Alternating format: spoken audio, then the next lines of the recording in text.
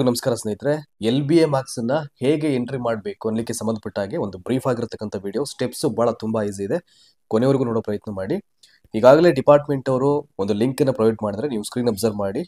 ಅಲ್ಲಿ https://sts.karnataka.gov.in ಅಂತ ನೀವು ಕ್ಲಿಕ್ ಮಾಡ್ತು ಅಂದ್ರೆ ಒಂದು ಮೆನು ಓಪನ್ ಆಗುತ್ತೆ STS ಕರ್ನಾಟಕದ್ದು. ಅಲ್ಲಿ ನೋಡಿ ಈ ತರ ಒಂದು ಮೆನು ಓಪನ್ ಆಗುತ್ತೆ. ಇದನ್ನ ಕ್ಲಿಕ್ ಮಾಡಿದ ತಕ್ಷಣ ಬ್ಲೂ ಲಿಂಕ್ ಅನ್ನ ಅಲ್ಲಿ teacher SATS number, so office DD5 user ಅಂತ ಇದೆ, ಅದು ಯಾವುದಕ್ಕೂ ಹೋಗ್ಬೇಡಿ. ಅಲ್ಲಿ ಯೂಸರ್ ನೇಮ್ ಅಂತ ಇದೆಯಲ್ವಾ ಒಂದು ಬಾಕ್ಸ್ ಅಲ್ಲಿ, ಆ ಯೂಸರ್ ನೇಮ್ಗೆ ನಿಮ್ಮ KJD ನಂಬರ್ ಅನ್ನ ನೀವು ಯೂಸರ್ ನೇಮ್ ಪಾಸ್ವರ್ಡ್ ಆಗಿ ಕೊಡಬೇಕಾಗುತ್ತೆ. ಯಾವಾಗ ನೀವು ಒಂದ್ಸಲ ಅಲ್ಲಿ ನಿಮ್ಮ KJD ನಂಬರ್ ಅನ್ನ ಟೈಪ್ ಮಾಡ್ತಿರೋ ರಿಜಿಸ್ಟರ್ ಮೊಬೈಲ್ ನಂಬರ್ಗೆ ಒಂದು OTP ಹೋಗುತ್ತೆ. ಸೊ ವೆಯ್ಟ್ ಮಾಡಿ, ಸ್ವಲ್ಪ ಬ್ರೌಸರ್ ಸ್ಲೋ ಇದೆ ನೋಡಿ. ಅದು OTP ಓದಿದ ತಕ್ಷಣ ಇಮಿಡಿಯೇಟ್ ಏನ್ ಮಾಡಬೇಕು, ಆ OTP ಅನ್ನ ಕಾಪಿ ಮಾಡಿ ನೀವು ಇಲ್ಲಿ ಬಾಕ್ಸ್ಗೆ ಪೇಸ್ಟ್ ಮಾಡಬೇಕಾಗುತ್ತೆ. ಇಲ್ಲಾಂದ್ರೆ OTP ನೆನಪು ಇಟ್ಕೊಂಡು ಒಂದೊಂದೇ ಬಾಕ್ಸ್ ಅಲ್ಲಿ ಅದನ್ನ ಟೈಪ್ ಮಾಡಿ, ಅದು ಹಾಗೂ ತಗೊಳುತ್ತೆ.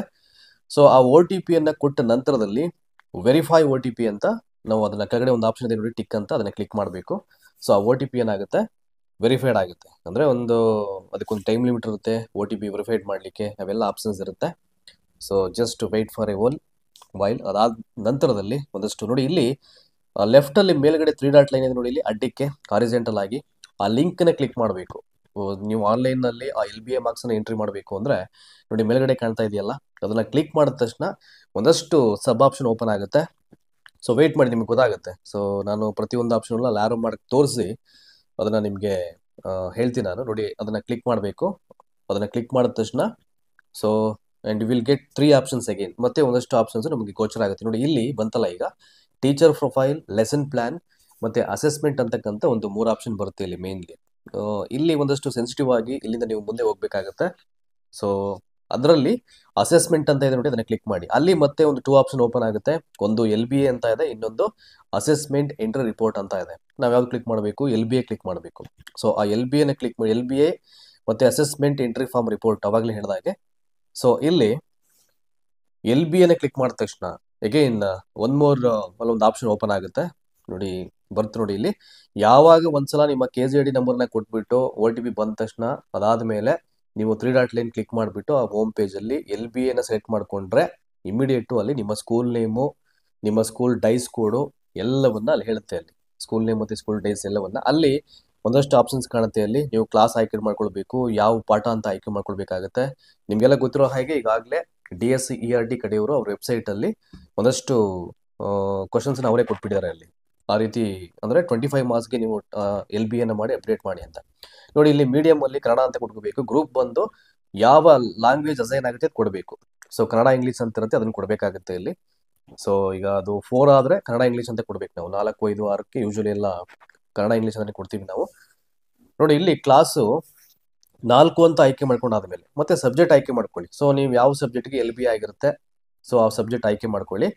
ಅದಾದ ನಂತರದಲ್ಲಿ ಕ್ಲಾಸ್ 4 ಅಥವಾ ನೀವು ಯಾವ ಕ್ಲಾಸಲ್ಲಿ ನೀವು ಎಂಟ್ರಿ ಮಾಡ್ಲಿಕ್ಕೆ ಬಯಸ್ತೀರೋ ಅದನ್ನ ಕೊಟ್ಕೊಳ್ಳಿ ನೀವು. ಆ ಕ್ಲಾಸ್ 4 ಆದ್ಮೇಲೆ ಕೆಳಗಡೆ ಚಾಪ್ಟರ್ ಬರುತ್ತೆ ನೋಡಿ. ಈಗ ನಿಮ್ಗೆಲ್ಲ ಅಲ್ಲಿ ಸ್ಕ್ರೀನಲ್ಲಿ ಅಬ್ಸರ್ವ್ ಮಾಡ್ತಿರೋದು ಆ ಚಾಪ್ಟರ್ ತೋರಿಸ್ಬಿಡುತ್ತೆ. ಈಗ 4ನೇ ಕ್ಲಾಸ್ ಇಂಗ್ಲೀಷ್ ಆಯ್ಕೆ ಮಾಡ್ಕೋತು ಅಂದ್ರೆ ಅಲ್ಲಿ ಇರ್ತಕ್ಕಂಥ ಅವ್ರಿಗೆ ಬರ್ತಕ್ಕಂಥ ಎಲ್ಲಾ ಚಾಪ್ಟರ್ಸು ಡಿಸ್ಕ್ಲೋಸ್ ಆಗ್ಬಿಡುತ್ತೆ ನಿಮ್ಗೆ ಅಲ್ಲಿ. ಮೊದಲನೇ ಚಾಪ್ಟರ್ನ ಆಯ್ಕೆ ಮಾಡ್ಕೊಳ್ಳಿ, ಮತ್ತೆ ನೀವು ಯಾವ ಡೇಟ್ ಮಾಡಿದ್ರಿ ಟೆಸ್ಟ್ ಆ ಡೇಟನ್ನ ಆಯ್ಕೆ ಮಾಡ್ಕೊಳ್ಳಿ, ಅಲ್ಲಿ ಕೊಡಬೇಕಾಗತ್ತೆ. ಸೊ ಆಯ್ತಾ ನೋಡಿ, ಆ ಡೇಟ್ನ ಆಯ್ಕೆ ಮಾಡ್ಕೊಂಡು ಕೊಡ್ತು ಅಂತಂದ್ರೆ ಸರ್ಚ್ ಕೊಡಬೇಕು. ಇಷ್ಟಾದ ನಂತರದಲ್ಲಿ ನೋಡಿ, ಅಬ್ಸರ್ವ್ ಮಾಡಿ, ಇಲ್ಲಿ ಮೀಡಿಯಂ ಆಯ್ಕೆ ಮಾಡ್ಕೊಂಡ್ವಿ, ಕ್ಲಾಸ್ ಆಯ್ಕೆ ಮಾಡ್ಕೊಂಡ್ವಿ, ಚಾಪ್ಟರ್ ಆಯ್ಕೆ ಆಯ್ತು, ಯಾವ ಡೇಟಲ್ಲಿ ಮಾಡಿದ್ವಿ ಅಂತ ಆಯ್ಕೆ ಮಾಡ್ಕೊಂಡ್ವಿ.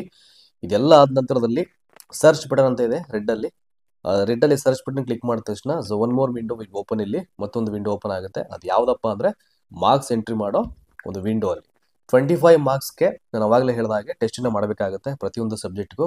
ಈಗಾಗಲೇ DSERT ಅವರು ತುಂಬಾ ಅಂದ್ರೆ SAಗೆ ಯೂಸ್ ಆಗಬೇಕು ಆ ರೀತಿಯಲ್ಲಿ ಅವರು ಕ್ವಶನ್ ಪೇಪರ್ಸ್ನ ಪ್ರಿಪೇರ್ ಮಾಡಿ ಹಾಕ್ಬಿಟ್ಟಿದ್ದಾರೆ.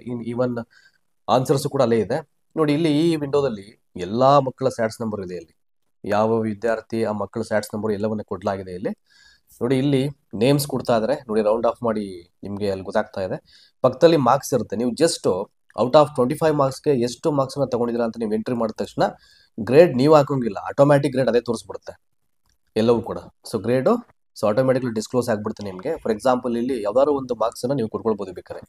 ಈಗ ಪ್ರತಿಯೊಂದು ಶಾಲೆಯಲ್ಲೂ ಬೇರೆ ಬೇರೆ ಮಕ್ಕಳ ನೇಮ್ಸ್ ಇರುತ್ತೆ, ಅವ್ರಿಗೆ ಆದಂಥ ಸ್ಯಾಟ್ಸ್ ನಂಬರ್ ಎಲ್ಲ ಇದ್ದೇ ಇರುತ್ತೆ.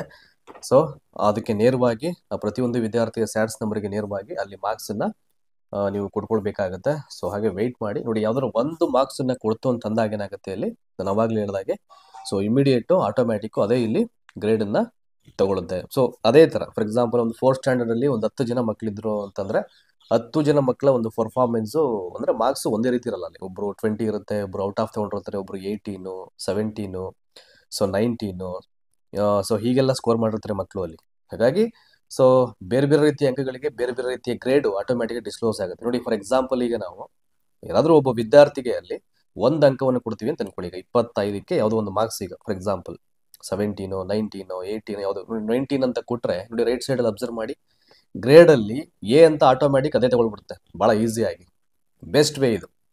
ತುಂಬ ಸಲ ಏನಾಗುತ್ತೆ, ಕೆಲವೊಂದು ಸಲ ನಾವು ಗ್ರೇಡನ್ನು ನಾವೇ ಕ್ಯಾಲ್ಕುಲೇಟ್ ಮಾಡಿ ಕೊಡಬೇಕಾದಂಥ ಸಂದರ್ಭಗಳು ಇದೆ ಈಗ ಕೆಲವೊಂದು ಆನ್ಲೈನಲ್ಲಿ. ಬಟ್ ಇವಾಗ ಮಾರ್ಕ್ಸ್ ಕೊಡ್ತು ಅಂದರೆ ಆಟೋಮ್ಯಾಟಿಕ್ ಗ್ರೇಡ್ ತಗೊಳ್ಳೋ ಹಾಗೆ ಅವರೇ ಮಾಡಿದ್ರೆ ಏನು ತೊಂದರೆ ಇಲ್ಲ. ನಾನು ಅವಾಗಲೇ ಹೇಳಿದಾಗೆ ಅದೇ ರೀತಿಯಲ್ಲಿ ಎಲ್ಲ ಮಕ್ಕಳ ಮಾರ್ಕ್ಸ್ ಕೊಟ್ಟರೆ ಆಟೋಮ್ಯಾಟಿಕ್ ಗ್ರೇಡ್ ತಗೊಳುತ್ತೆ. ಅದಾದಮೇಲೆ ಕೊನೆಯಲ್ಲಿ ನೋಡಿ ಸೇವ್ ಅಂತ ಇದೆಯಲ್ಲ, ಆ ಸೇವ್ ಆಪ್ಷನ್ ಕ್ಲಿಕ್ ಮಾಡ್ತು ಅಂದರೆ ಅಲ್ಲಿಗೆ 4ನೇ ತರಗತಿಯ LBA ಮಾರ್ಕ್ಸನ್ನು ನೀವು ಸಕ್ಸಸ್ಫುಲ್ ಆಗಿ ಎಂಟ್ರಿ ಮಾಡಿದ್ರ ಅಂತಕ್ಕಂಥ ಒಂದು ನಿಮಗೆ ಒಂದು ಸ್ಟೇಟ್ಮೆಂಟ್ ಬಂದ್ಬಿಡ್ತಲ್ಲ ಆಟೋಮ್ಯಾಟಿಕ್. ಅಥವಾ ನೀವು ಸೇವ್ ಅಂತ ಕೊಟ್ಟರೆ ಅದು ಸೇವ್ ಆಗಿರುತ್ತೆ ಅಷ್ಟೇ. ಇದು ಈಸಿ ಸ್ಟೆಪ್ಸ್.